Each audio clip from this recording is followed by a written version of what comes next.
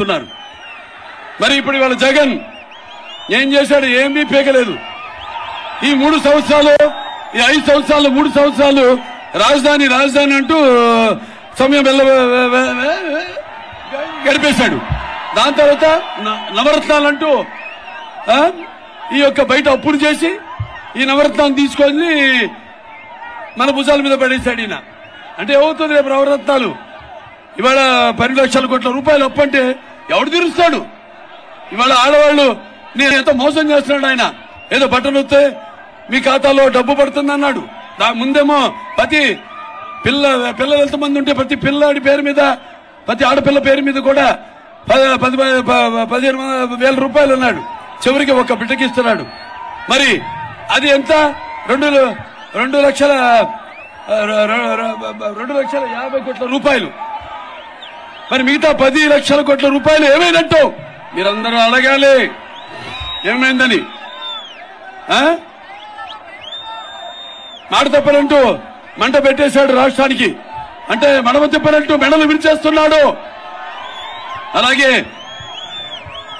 ఈ యొక్క మద్యపాన నిషేధం అంటూ పేదవాళ్ల అన్నపానీయాలు మొత్తం తన ఈ యొక్క మద్యం ఆదాయంలో పోసేస్తున్నాడు. అలాగే జగన్ అన్నట్టు చలగల పీడిస్తున్నాడు. అలాగే మావయ్యనంటూ మనోభావాలు తగలబెడుతున్నాడు. అలాగే నవరత్నాలు అంటూ అందరి నడువులు నవనాడులు కృంగదీస్తున్నాడు. నేనుంటే అంటూ, అవును నువ్వుంటే ఎంత కుర్రోత్వం, ఎంత దగా మోసం ఉంటుందో నిరూపించావు. అలాగే దళితులకి అండగా ఉంటానని చెప్పి వాళ్ళ చావులతో తన ఆకలి కేకలు ఆర్పుకుంటున్నాడు. నా అక్క చెల్లెలు, నా అన్నదమ్ములంటూ ఆ అక్క చెల్లెలు అన్నదమ్ముల ఆస్తిలో వాటా అడుగుతున్నాడు. అలాగే నా అక్క చెల్లెళ్ళంటూ మీ అందరు ఉసురు పోసుకుంటున్నాడు. అలాగే మనం చూస్తే అమరావతి రైతుల మెతుకులు రక్తపు కూడిలా మార్చుకున్నాడు. అలాగే రాష్ట్ర ముఖ్యమంత్రిని అంటూ దినకంత్రి పాలన చేస్తున్నాడు. అలాగే నాయకుడిని అంటూ నయవంచుడుగా మారాడు.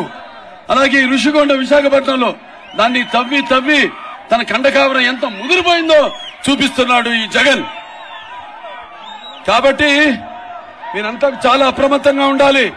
కానీ ఇవాళ చూస్తున్నాం మనం, ఇవాళ జనం మొన్నటిదాకా భయభ్రాంతులతో వణుకుతూ బయటికి రాలేక ఉన్నారు. ఈనాడు ఎలక్షన్ నోటిఫికేషన్ వచ్చింది. అందరూ ఒక్కొక్కళ్ళు బయటకు వస్తున్నారు. అందరూ కూడా ధైర్యంగా ఇవాళ రేపు జరగనున్న ఎన్నికల్లో వైకాపాని మట్టి గర్పించడానికి, వాళ్ళని తుదిమిట్టించడానికి, వాళ్ళని తరిమి కొట్టడానికి మీరంతా కూడా సంసిద్ధులై సుశిక్షితులైన సైనికుల్లా ఉన్నారు. విర్రవీక్కు జగన్, నీ సమయం దగ్గరికి వచ్చింది. నీ పొగరు నడుము విరిచే రోజు దగ్గరలో ఉంది.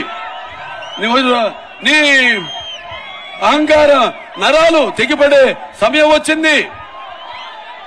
అలాగే నీ అణువణువులో నిండిన ఈ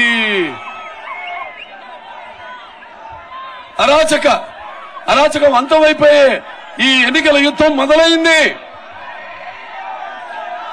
అలాగే నేను అంటూ విర్రవీగే నీ ఈ అధికార మదమే నీ నడు విరిచి నీ అహంకారపు కొమ్ములు వంచి నీ బతుకు ఏపాడుతో చెప్పే ఎన్నికల సునామీ రాబోతుంది జగన్, గుర్తుపెట్టుకో. ఎదురు చూడు, ప్రజల ఈ యొక్క తీర్పు ఎంత సూటిగా నీ గుండెను కొడుతుందో. అలాగే కళ్ళు మూసుకుపోయి ఒళ్ళు మరిచి ఇన్నాళ్లు ప్రజలను మట్టి కరిపించి మరి చేసిన దుర్మార్గపు పాలనకు ప్రజలంతా ఏకమై నిర్దిష్టాన దీక్షతో నిన్ను మట్టిలో పాతిపెట్టి మీ ఉనికేంటో చూపించడానికి మీరంతా సిద్ధంగా ఉన్నారా లేదా? ఎంత అకుట దీక్షతో ఉన్నారా లేదా? అలాగే నరం అణువు ప్రతి రక్తపు పట్టు అతన్ని నీ అపజయాన్ని అంగీకరించి